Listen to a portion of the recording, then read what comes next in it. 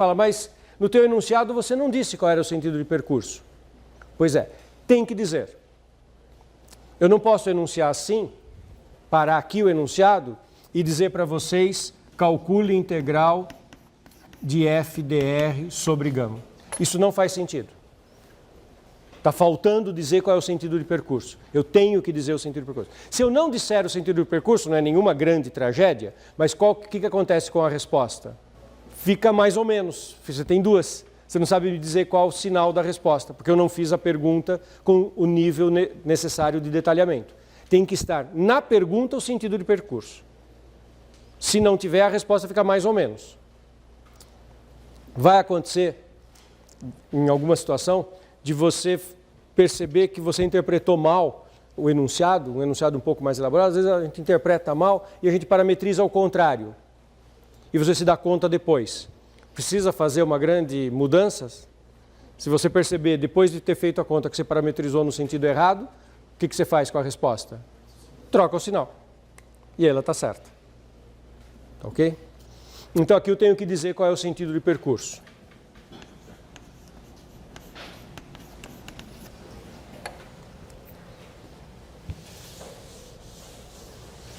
Eu coloquei sentido horário. Então agora, para poder continuar, você tem que me dar uma parametrização daquela circunferência, me dizendo qual é o intervalo e qual é a função que eu parametrizo. Circunferência de raio, centro na origem, raio A. O que eu escrevo ali? A cosseno e a seno. Isso, eu acabei de falar, vocês estão fazendo exatamente o que eu acabei de falar. Isso, está com sentido errado. Se vocês escreverem a cosseno, a seno, vocês estão parametrizando no sentido anti-horário, que é o usual da trigonometria. Tudo bem, podemos fazer, só que depois tem que lembrar que a nossa resposta tem que trocar o sinal. Ou parametriza com o sentido certo, para não ficar dependendo de lembrar de trocar o sinal. Mas vocês perceberam que quando você fala a cosseno, é o sentido usual da trigonometria, que é o anti-horário? Então, se você quiser parametrizar respeitando o sentido horário, eu vou colocar a seno e a cosseno. 0, 2π. Não seria grave fazer como vocês falaram, só que tem que lembrar de trocar o sinal depois, porque o sentido não está o sentido certo. Turma, essa questão de que este é o sentido horário e que o que vocês tinham falado trocando o seno e o cosseno é o anti-horário, está claro para todo mundo? Ótimo. Acho que tem uma maneira bem simples de ver.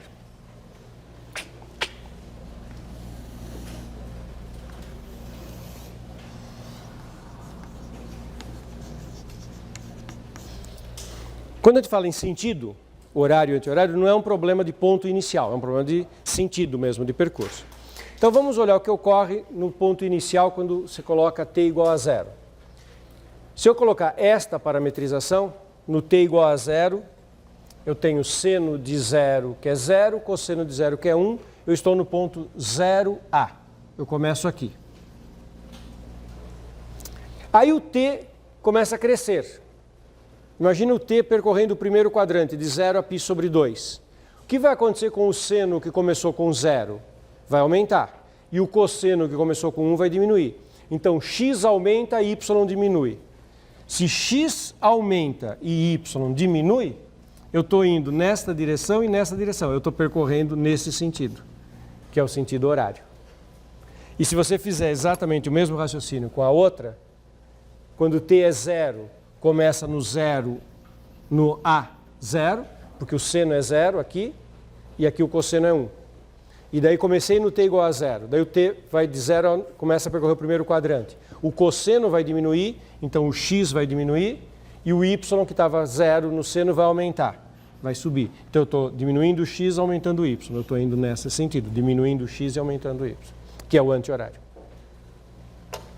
Para fazer a minha conta, eu preciso do gama-linha.